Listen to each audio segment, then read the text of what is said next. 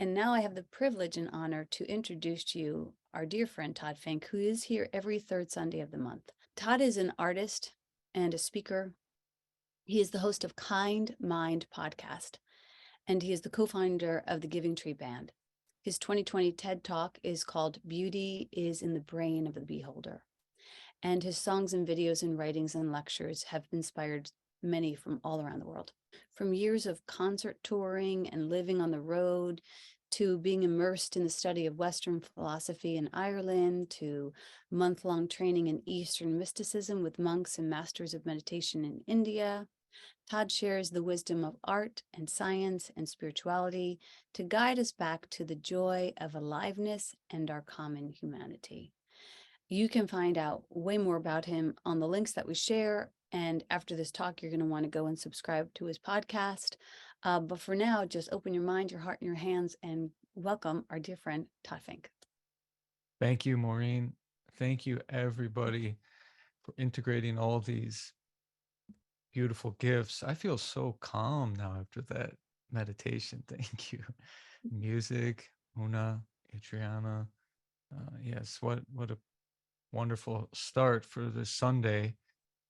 And happy to share a few more strands to this tapestry about integrity. Integrity, I think, is typically understood to be a human quality, a value or virtue of having ardent moral principles and living them consistently.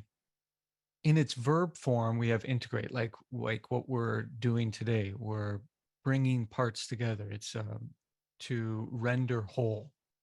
Actually, the opposite of segregate. So it's powerful when you think of integrate versus segregate. But in a simple sense, personally, integrity can be said to be when one's thoughts, words, and actions are in alignment. Ordinarily, that would be important in any social context, such as work or relationships, romantic or friendships, just in order to establish trustworthiness. So when someone is not reliable or saying one thing and doing another, not fulfilling promises, making promises they know they can't keep, or just going through the motions and not really having one's heart in it, all of that is often considered a lack of integrity. But I think for this concept to really be a spiritual virtue, it has to go much deeper than that. Because if it was only about uniformity between what we think and say and do, well, that could all be dispatched in a hurtful way or with hurtful intent, right? So that probably wouldn't meet certification for true integrity. And again, coming back to some of our previous conversations, this does suggest that even integrity must orient to kindness or goodness to be authentic. But I don't think anybody can really say what is integrity for somebody else, because we can never truly know just by looking what those three dimensions of one's inner life are like.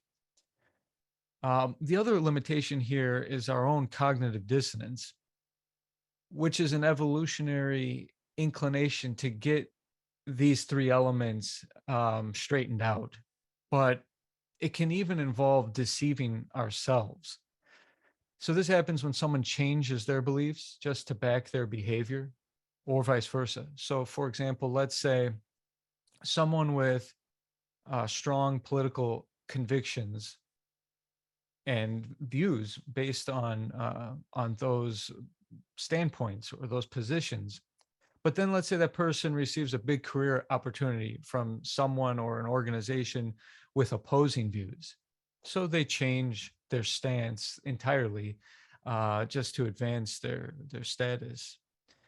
On the other hand, don't we want our interests and our values to evolve as we age and mature? I mean, it would be difficult to be locked in to a set of values from our teenage years, let's say, and just have to keep maintaining that throughout our life, despite better inputs. But that process is not always smooth nor linear.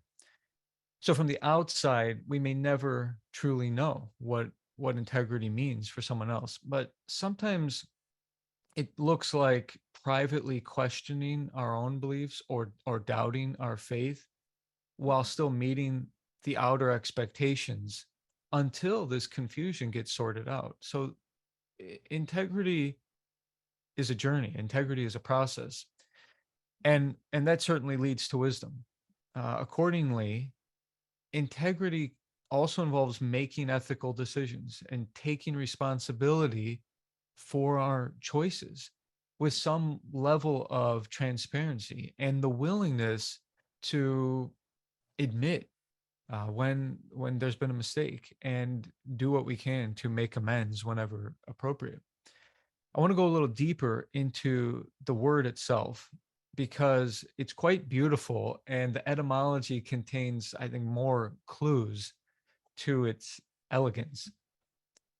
Integrity is derived from Latin integritas, which means wholeness or completeness, but the root of that is integer, which also meant whole, but also untouched. And we'll come back to that definition in a second. In ancient Rome, integer was used to describe a person of pure or honest character. But we probably know from school that integer evolved to refer to a whole number in mathematics, like 1, 2, 3, 4, etc., not 5.2.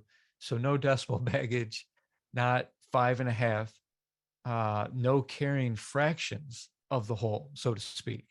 So to me, this attests to the notion of wholeheartedness, of integrity, or as Confucius said, wherever you go, go with your whole heart. So this requires one to live unfragmented in a fragmented world by avoiding leading multiple lives within the one life. But I'm not saying that's a criticism of diverse interests. This is more like resisting hypocrisy, doublespeak, refusing to present one way and talking another way behind someone's back, or knowingly misleading people. So it's about being authentic. But of course, it gets more subtle than this. I was thinking about a study from 10 years ago by neuroscientist Gregory Burns and his colleagues, looking into integrity in the brain. And the journal article is called The Price of Your Soul: Neural Evidence for the Non-Utilitarian Representation of Sacred Values. So they designed an experiment in which integrity was a proxy for sacredness. And the participants were asked to either agree or disagree with a variety of value statements to elicit what their beliefs are. But then they're offered money in exchange for signing a document that states the opposite of their selections. So basically, could they be bribed to reject their values? And then they could keep the only copy of that document afterwards. So only their conscience would know. And one other definition for the level of one's integrity is often what you do when no one is watching. Anyways, the results included many who could be bribed to reject their values, and others wouldn't. But most likely there was a combination of the two, but with a wide range of the percentage of answers the subjects were willing to reverse. But that wasn't even the true purpose of the study. It's more about whenever you make either choice, what happens in the brain. So they follow neural pathways between selling out or standing pat, utilizing functional magnetic resonance imaging. So the ones who sold their integrity, they found activation in regions involved in moral judgment and not moral judgment, I'm sorry, the opposite, involved in just simply calculating utility, like a cost benefit analysis. So basically like a self-focus. But the ones who chose integrity The activation was in the temporal parietal junction. That's associated with empathy and compassion, but also in the prefrontal cortex in the areas specifically pertaining to moral judgment and the human intuition of what is right or wrong in this moment. This susceptibility to deviating from one's probity, that hints at what actually makes integrity unique, because unlike other virtues that may be situational or context dependent, like compassion or gratitude is a response that we could have to circumstances just in any moment, but integrity is seen as an ongoing underlying force that inspires and threads everything we do, all our actions, all our decisions, into what I like to think of as a spiritual tapestry. We may not even know what the final product is going to look like. So no singular act can constitute integrity, just as no single strand can be the tapestry. It's timeless. But again, what makes integrity unique is this: if one drops it, it's difficult to regain. Unlike the other virtues, I can be truly generous or courageous one time, then not, and then do it again. But integrity is much more delicate. One lie or betrayal can undo a relationship of any kind, of friendship, or the public trust in a leader. And just as one fray starts unraveling the whole weave, the whole tapestry, or like a mathematical proof, if you alter one part of the formula, tamper with anything, you get a different outcome, or the proof breaks down. Or like baking bread, if you do not get each amount exact, or you don't put the yeast in, the bread just may not rise to the occasion. You you therefore have to bring maturity into navigating these tensions between one's personal values and all the external pressures and social norms even. But integrity isn't about perfection. So it really is a lot more about the coherence of our lives and the commitment to this spiritual quality, like walking our walk, weaving our weave, so that in the end we ought to be able to feel like we did what we could, and that even our failures fit into the final work of art, because maybe this bit of darkness balances out the whole art, even if we couldn't see it at the time. And so doing our part sometimes reminds me of this little, I think it's a parable from indigenous wisdom in the United States. It's kind of like the story I shared about the starfish before, but in this example, there is a forest, and then in the forest, a fire breaks out, and all the animals flee.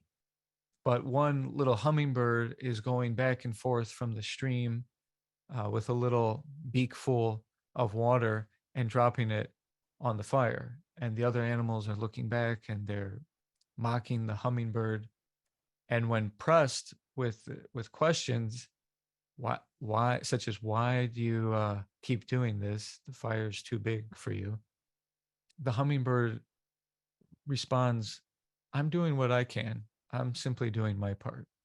And then this led to a chain reaction where all of the other animals began realizing that if I just did my part, um, we could transform our situation. So I want to give 6 warnings for the risk of losing integrity. First one is power. What's that Spider-Man quote? With great power comes great responsibility, something like that. Or power corrupts, absolute power corrupts absolutely.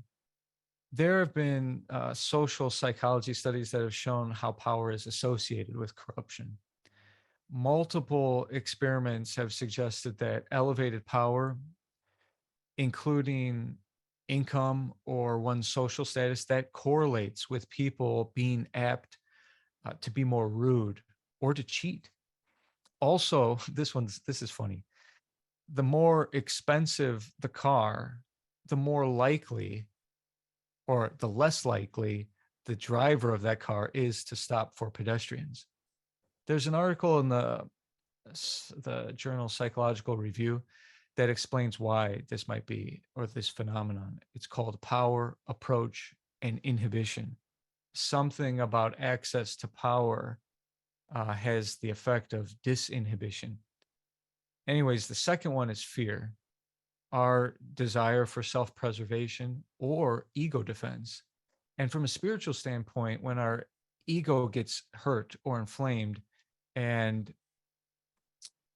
gives us those thoughts, our life actually shrinks. We're now in a scarcity mindset. We see ourselves as the particle instead of the wave, which is a pipeline to abundance. The third one, temptation. The lure of instant gratification or personal gain is in a moment. And another way to think about what could lure us in terms of like yoga or meditation, it's all in the lower chakras. The root chakra is associated with material gain or money. So that's a temptation. The second center is the sex center. Sex often corrupts people. In the navel center, Manipura chakra, is food, the fire of digestion, so people can be tempted with food. And the heart is status. The heart is emotion. Selling out our values so that we could feel good or so that we could be respected. And that continues up into the throat, which is the center of philosophy. So even the desire for knowledge can make us compromise what our true purpose is. But I'm reminded of a quote from a very famous Japanese swordsman, or kensei, which was considered to be a sword saint in Japan, Miyamoto Musashi, who has a beautiful book called the Dokudo, which is 21 precepts for walking the way of aloneness. Because in the end, we come into this world alone and we leave alone. In between, we have some encounters, and we ought to bring the best of ourselves to every one of those. But we'll be tempted and pressured in all different ways in between. And this quote from Musashi is so powerful for me. It's about being like a mountain. Aspire to be like Mount Fuji, with such a broad and solid foundation that the strongest earthquake cannot move you, and so tall that the greatest enterprises of common men seem insignificant from your lofty perspective. With your mind as high as Mount Fuji, you can see all things clearly, and you can see all the forces that shape events, not just the things happening near to you. And the fourth one is rationalization. Our bias can convince us that our choices are justified when they're not. So I already talked a little bit about that with cognitive dissonance. And the fifth one is pressure. Family pressure, religious pressure, cultural pressures, environmental pressures, the expectations around us, or the norms, but also pain. The pressure of pain has been shown in studies to correlate with people compromising their core beliefs or their principles. And the last one is naivete, a lack of self-awareness. We might not be aware how our behavior compromises our integrity. And a subdivision of this last one could include virtue signaling. In the Journal of Personality and Social Psychology, you can find a study called Moral Hypocrisy, appearing moral to oneself without being so. And the findings from this study show that people who publicly claim to value certain moral principles are more likely to engage in behavior that contradicts those principles when they thought no one was watching. Because people who publicly espouse moral principles are motivated more in the research. by the desire to be seen as moral than by a genuine adherence to those principles. So, one adage for this is simply, I think this is from Lao Tzu in the Tao Te Ching. Don't explain it to people in the beginning. Just show the results, because you never know if you're actually going to be true to what you say. And also reminds me of a story of a young monk who lived with the understanding that the integrity and the discipline of monkhood was delicate, and that strong craving or urge or temptation could sway him from his vows. So he wouldn't profess that he's a monk. He wouldn't identify it publicly as a monk. And sometimes people would ask, who are you, or what order? And he wouldn't say, because he didn't know how it was going to all play out. And supposedly on his deathbed in this parable, he sits up after his death and says, I was a monk in this life. In Sanskrit, one word for integrity is achalata. And this word is similar to our English word in that it means immovable. Achala is unshakable. Also, it's the word for a mountain, like Arunachala. If you've ever heard of the great Indian sage of the early 20th century, Ramana Maharshi, he lived nearly his whole life on the mountain of Arunachala. It was a red mountain in southern India. And from there, the wisdom of Advaita Vedanta, or non-duality, that God, the world, and the self are really one and only appear as multiplicity, like a holographic universe or a dream where there's other characters and other places, but it's all within the dreamer or the Lord. So achalata implies the quality of being imperturbable or unwavering in our principles. But this prefix a ostensibly is for negation, the absence of, not movable. But let's think about this deductively for a moment. The deity of Arunachala was Shiva, which represents the soul in Indian mythology, or the dissolver of ego.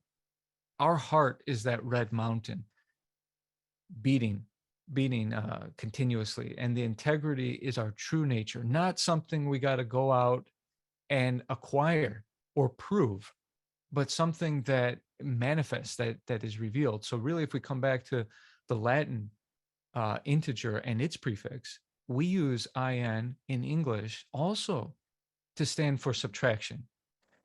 Now, even more fundamental is this root sound teg or tag, integrity with integer, with integrity.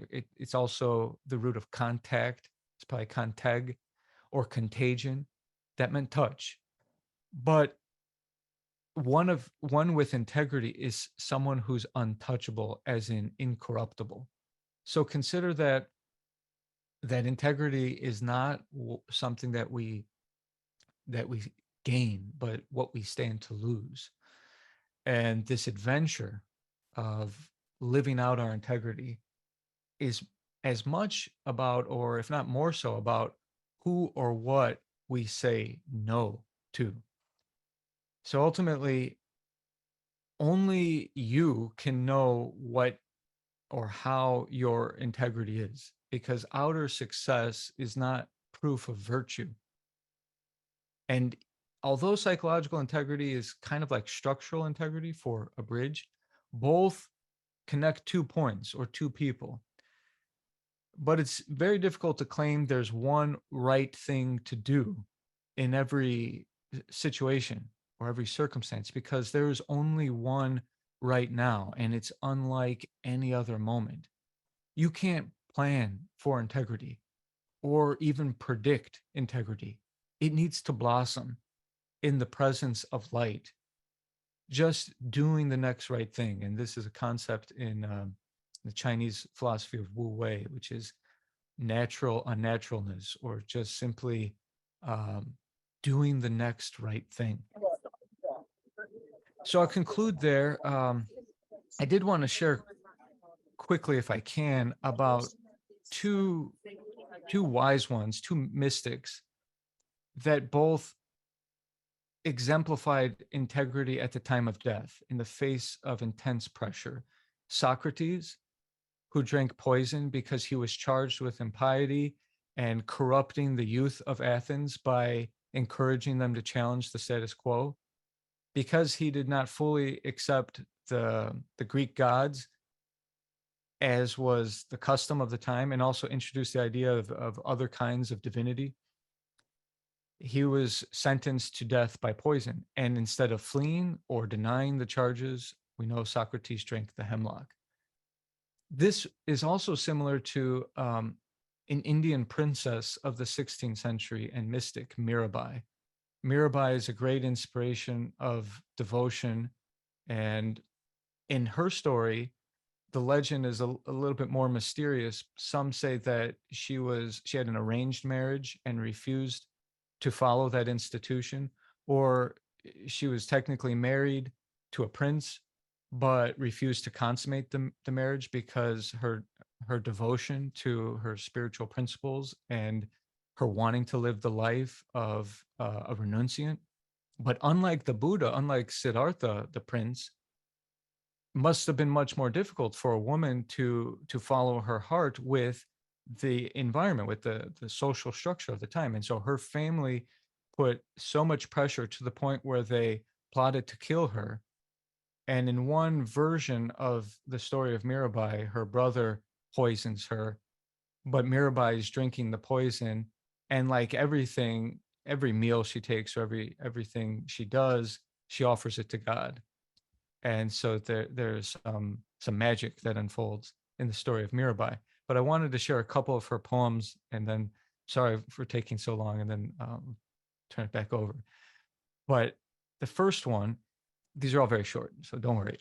I've given up all wealth, left it behind, crossing the river as one utterly poor. But I will not leave your door, my heart holding tight to it. I'm not afraid of the hard life that people mock me for, nor am I afraid of the king of death. I won't bend and bow to him. Mira's lord is Giridhara. Giridhara means one who holds a mountain. And it is also a name for Krishna, the Lord. He is the destroyer of all afflictions. The Lord of Mira's heart is Hari. Hari is another way of saying omnipresent divinity, the savior of the poor and the lonely. And the second one, I have given up using my own mind. I've taken the one and only as my guide. I've washed my hands of life and death. By following this path, I've arrived at home. Bliss, that unceasing fountain, springs up within. There's no need to go anywhere else, if one is in harmony with the true conductor. And the last one, because this is all about the discipline that can reveal our innate goodness, our innate unity with life and with divinity. With discipline, you can pull the elephant's trunk, the snake's tail, and control the mind of the world. With discipline, you can tie up the winds, the earth, and the stars and make them obey your command. But with discipline, you could also conquer the senses, subdue the ego, and transcend the world. Mira says, with discipline, you can be united with God and never suffer again. So I'll conclude there. Thank you all for sharing time with me and for our conversation later. Thank you so much, Todd. That was like you gave us a lot to think about and a lot to converse about. So I'm excited about the conversation. So much to talk about. But first, I'm going to pass this to Mari.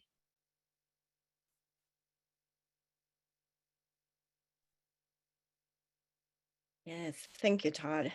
Definitely looking forward to the conversation. Speak Easy is a non-for-profit virtual community.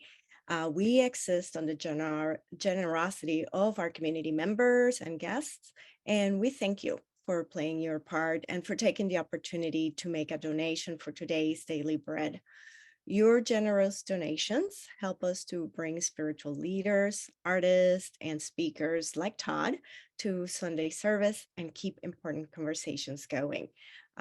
If you were spiritually fed by today's conversation, I invite you to just go within and see what is yours to share. No gift is too small. The donation link, you will find it on the chat as well on our website at speakeasyspiritualcommunity.com. And today I bless your financial contributions to Speakeasy, and may this financial flow be multiplied for you.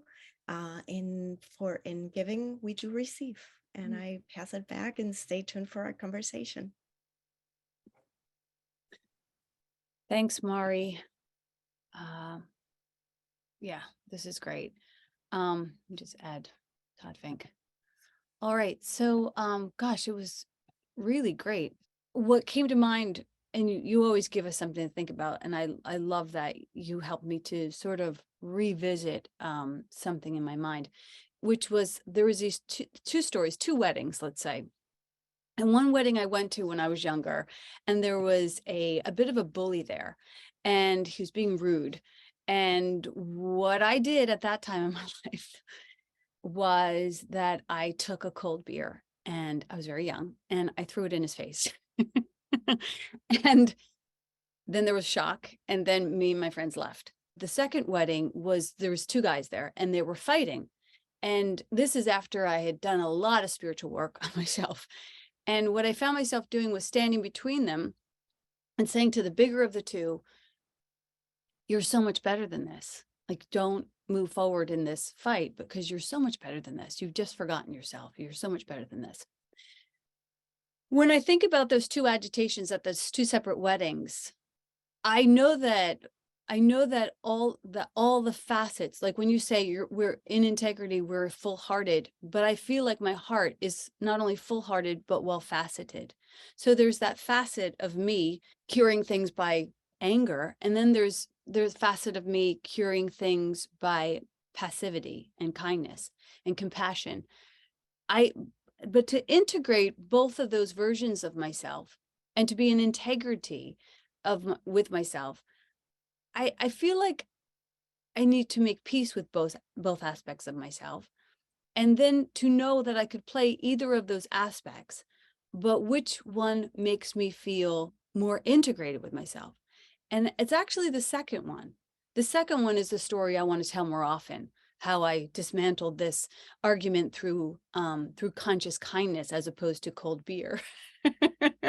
So that was my thought when you were speaking, was that when we deny ourselves, when we're not in integration, we sort of deny ourselves, we sort of abandon ourselves, and we can move further from ourselves. I don't want to deny that other version of myself that is a bit more impulsive or is a bit more dramatic, because I feel like if I deny it in myself, I will deny it in you. Does that make sense? I think so. And if I'm hearing you correctly, it also sounds like when we're trying to integrate these dimensions of our life or stand up for our principles, there are obstacles to this, there are barriers to this in the environment. But if integrity is innate, then it's not really the person that we have a problem with. And this is especially important, I think, in the fragmentation of society, that it's not people that we hate, or that we could find any resolution by hating people. It's the ideas, the concepts, the policies, and so on, those emergent properties that need to be deconstructed.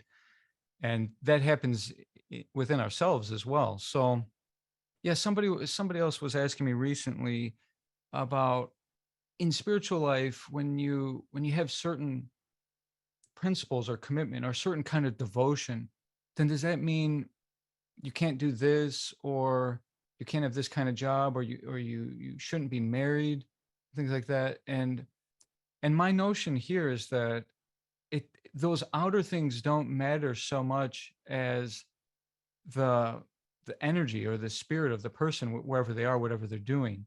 Yes. Because this idea that we ought to be just like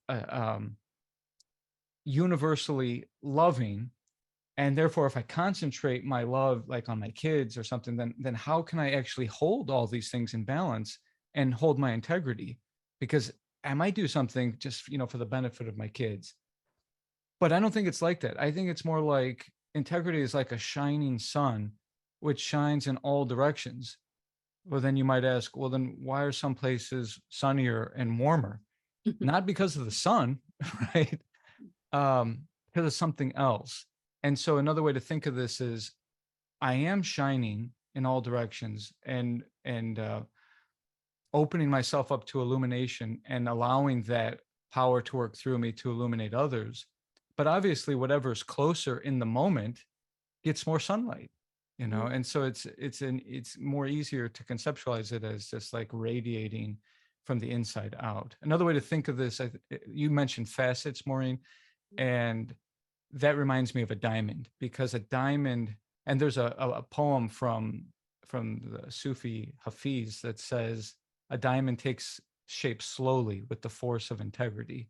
This is another thing that we understand, that everybody's on different time scales, and diamonds take the continuous working to remove the outer brownish or yellowish tint, and this can be done professionally, but the scintillating aspect of the diamond is covered up because it's the most concentrated form of pure carbon on earth, but it gets revealed in time. And then what happens with a diamond? It has all these facets, and light enters into it, and one facet integrates with another, and the light disperses from the top and we call that true brilliance. Yes. Yeah, I was thinking also this morning, I was doing my morning pages and I was thinking about this website that I'm working on and the titles, and it was like, we have all of these titles. These are just hats that we wear, just like these are just facets of our being, but we can't judge anyone from one facet or one title. And we have tried to do that.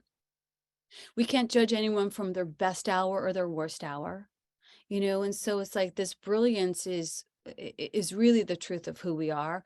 And you know to not get caught up in the facets or the titles, but to really maintain or attempt to maintain the relationship with that true core essence of yourself. And one of the times that you were here, you talked about values. And today you talked about how you're not going to live your life with the values of who you were at 17, because maybe your values then were like freedom was number one. And now it might be stability, So those facets and values seem to change. And I wonder, how do you stay in integrity as you continue to polish your diamond and change and get clear with your values and accept that you're ever changing?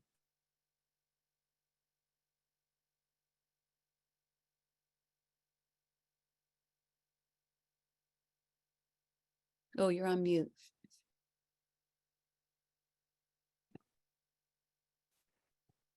I think if we come back to the analogies of like a mathematical proof or baking bread or the weave, that it simply requires that we learn from everything that's unfolding and have a willingness to integrate it. So like, for example, when I think of my work, my band, my relationships, I can look back and know that I would have done this differently. And I would have said this differently or led differently. So then I integrate that as like a stepping stone to how I could be a leader now, or how I could be in partnership now. There's a poem from Gibran, I think it's called Don't Have Half Lovers, because it shows how we can half-ass so many things.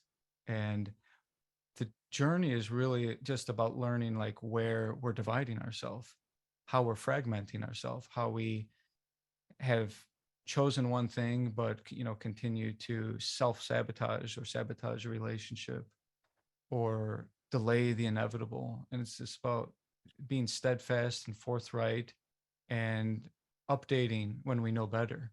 Like Maya Angelou said, when you know better, you do better. So those are just a few thoughts that come up for me. I remember I used to have this notebook of quotes, and one of the quotes I wrote down was, when you know yourself without a doubt, no one will question you. And for somebody who came through a lot of low worth and low self-esteem, it was hard for me to make a decision at certain points of my life because I was always questioning myself. I was always thinking like, I could do this or I could do that, or should I do this or should I do that? As I started to forgive the confusion, because I think for confusion was a part of the thing that prevented me from living in integrity. I have gotten a lot clearer, and it's so much nicer to experience that clarity. Though, and so it's for me, it's a bit of healing the confusion, healing the idea that I don't know or that I can't make a good choice. I don't know if this is true as true as it is for women, because our choice is always questioned and not constantly denied. So like to be able to live in integrity, we have to hold the harness of our choice and say, this is my choice, this is my truth. And even if it's questioned, and even if it's not true for anybody else, it's to hold that energy of mountain pose. Even in yoga, when you hold that energy of mountain, I don't think it comes as natural to women. I don't want to generalize this, but I don't think for me it didn't come. It kind of came with too many times of being a pushover, that I had to finally find my footing and allow myself to take a stand, to live in my truth, to take up space. Integrity can feel threatening at sometimes, to fully take up space and live in your integrity. Yeah, thank you for sharing that. It's also why I liked contrasting and comparing the deaths of Mirabai and Socrates, because we see Socrates as a pillar of moral strength, or like an unwavering intellectual, and Mirabai's devotion and the softness of devotion, that, or what we would normally associate with devotion, actually becomes like her greatest strength. So someone else asked kind of along these lines in the chat box, when you lose it, I think it was like, when you lose it, can you get it back, or how hard is it to repair? I think we can't ever decide when people will trust us again, but consistency over time equals trust. I think for political leaders or any leaders, they have to admit their mistakes. They have to be transparent. They have to show what they're doing to do better, to regain integrity.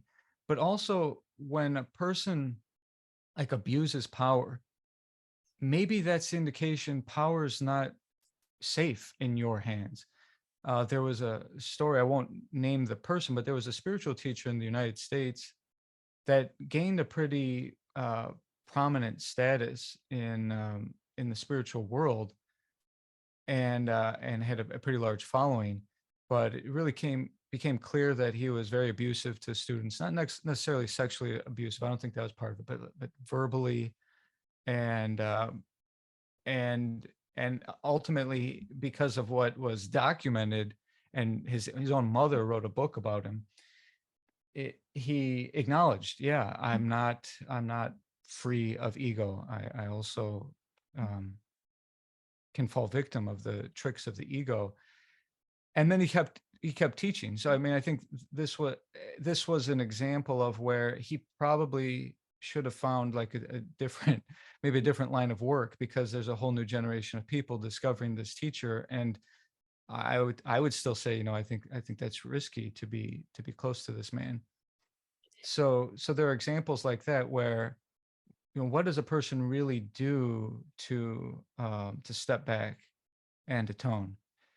And I think from our point of view, we should hold space for people to grow, because if we think of the analogy of the blossom, well, we're vulnerable as human beings, and we're all susceptible to these pressures, and nobody's perfect. And also, what looks like a lack of integrity might not be it, because morality is mysterious, and the goalposts of ethics are often moving as well. I mean, it's a great question. And I think to myself, like, who will I be when the world is on fire? Like that hummingbird story. Like, will I stay in integrity of, I'm a water bearer. That's what I'm going to do. I'm going to bring truth. I'm going to bring water, but my feet are on fire and I really want to flee and I really want to change and I really want to be transform myself so that I'm safe instead of true, And so like with this guy and your, assertion that like maybe power isn't helpful in your hands, it is interesting to think about like fear, temptation, those things that you brought up, pressure, pain, like the when they say in the 12 step, am I hungry, lonely, angry, tired? Like when the world is on fire, my integrity is at risk. And power, when I'm in power, and you talked about those people who changed their diligence to pedestrians because of the car they're driving. It's very interesting to see ourselves in relationship to these essence of transformation, like fear and power and temptation.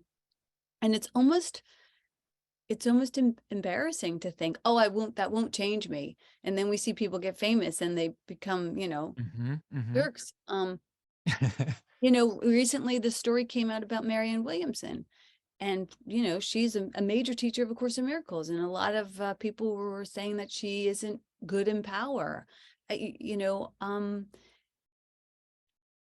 I wonder if we can hold each other to task. When Regina and I went on this retreat, we walked into the B&B, and the room was not the way that it was sold to us.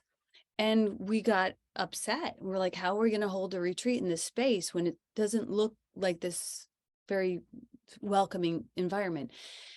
So instead of judging anybody, we were like, okay, what can we do to transform the space? So we went to Marshall's and we got all this, like, we got a big statue of the Blessed Mother. We found all of this great stuff. And then instead of admonishing this man, we collaborated with him. We said, this is what we did for your space. And, this is the money that we spent in it. And he gladly was like, thank you for taking your time and spending money on that.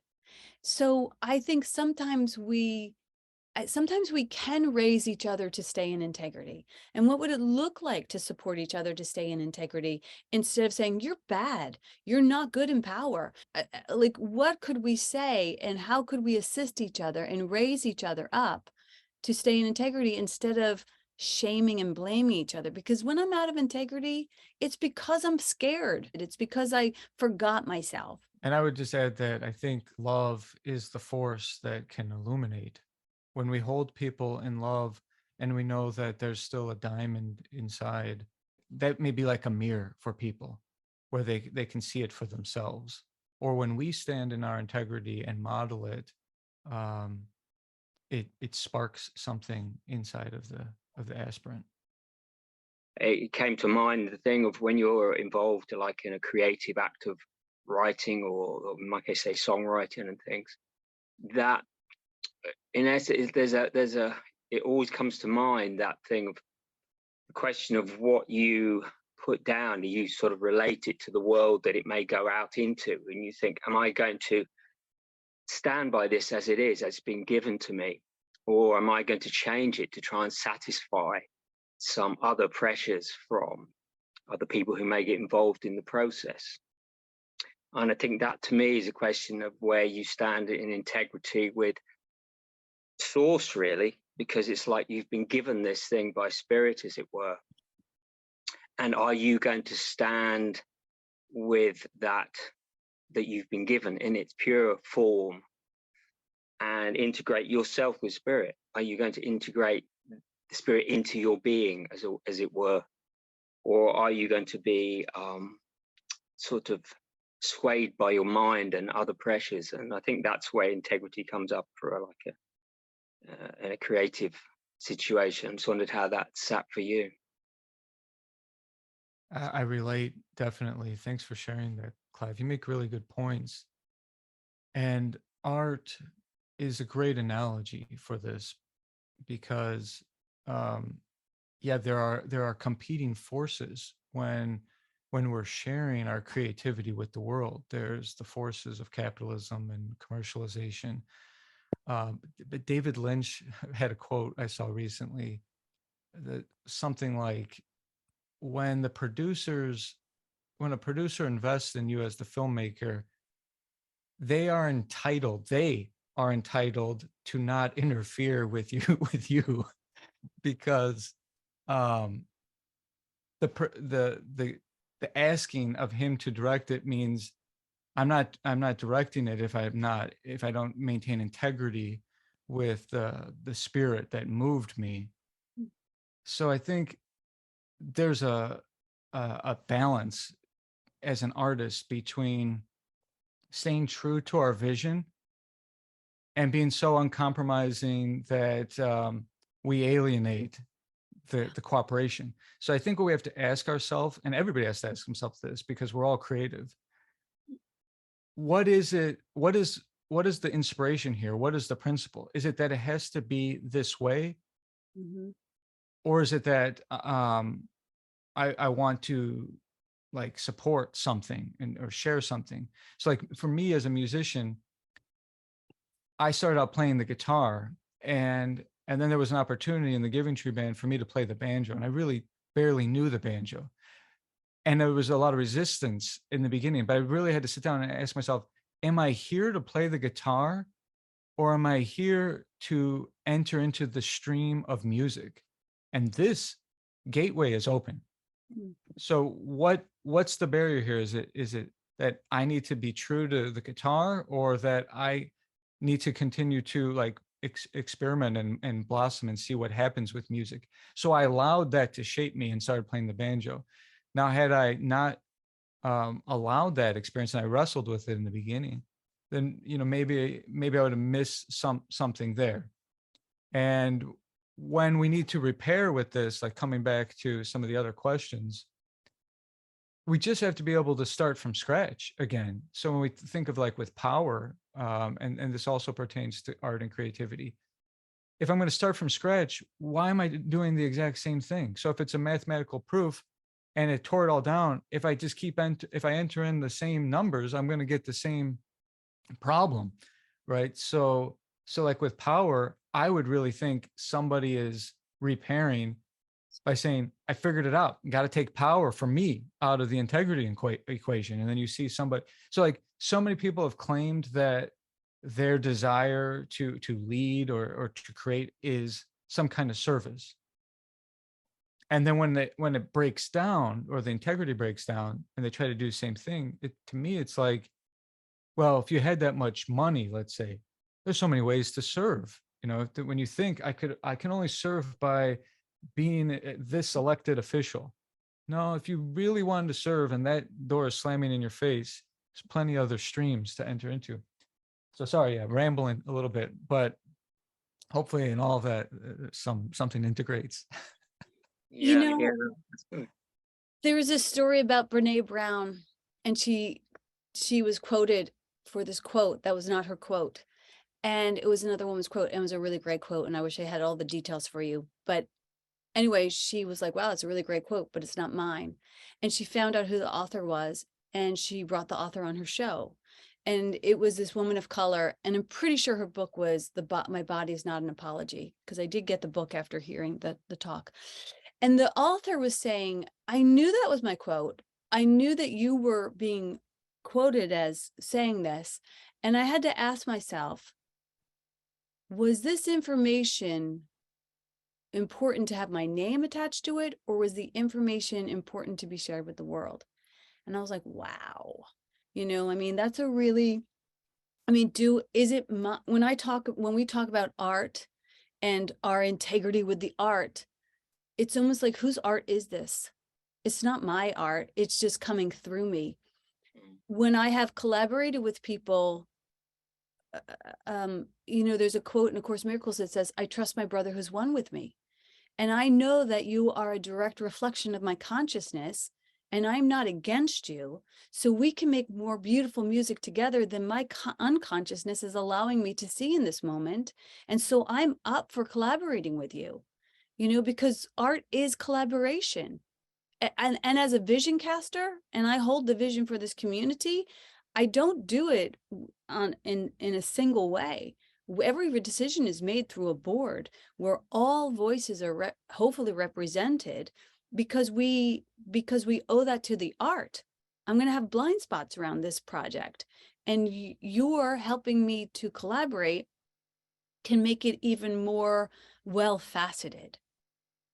So that's what I would say about that. While still maintaining the core integrity of the message, it can be massaged with helpful midwives and producers and directors, because in the beginning of creating scripts and TV shows, my husband and I would sometimes go to the mat for like one line in a script, and then we would end up having that whole scene cut out in editing. It's like, what are we doing? You know what I mean? Like, this is a collaboration. Are we going to lose our minds over the collaboration? If the collaboration takes it so far from the vision, then we might be out of integrity. But most of the time, I think those fights are about my ego and not my unwillingness to have open mind around your insight on my art. Mm. That's what I would say. I think there's also that it's a kind of like a journey or a process, and that initially you can have an initial relationship with that initial, say, download. And for me, that's like I said before, it's like kind of notes to self. I know that I see myself in what's downloaded. It kind of mirrors me in that creation.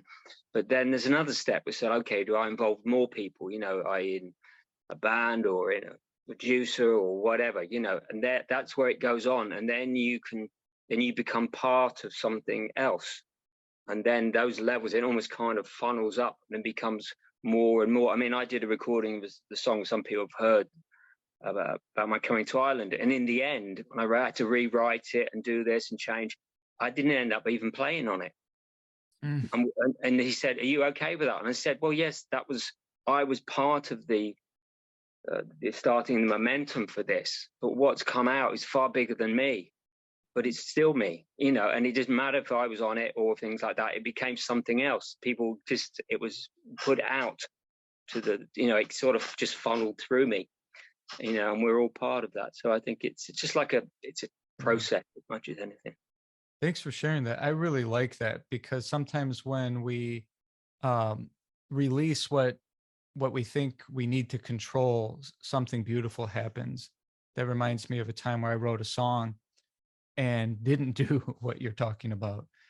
There was a licensing agent that I met at South by Southwest in Austin, and he really loved the song and wanted to own it. So he wanted me to sell him the song. And I felt like, I'm not going to sell this song. This is my best song. Years later, I look back, I've stayed in touch with this person and gotten to know him as a really kind and well-meaning person. And my regret was that he had a creativity that he could have brought. Letting him own the song was just about me being in a scarcity mindset. That's the best song I can write. It was like self-doubt. And I would have done it over. I would have said, yes, yeah, if that's what you need to make, because obviously if he wants to own it, he wants to do something with it. And my goal wasn't to own a song.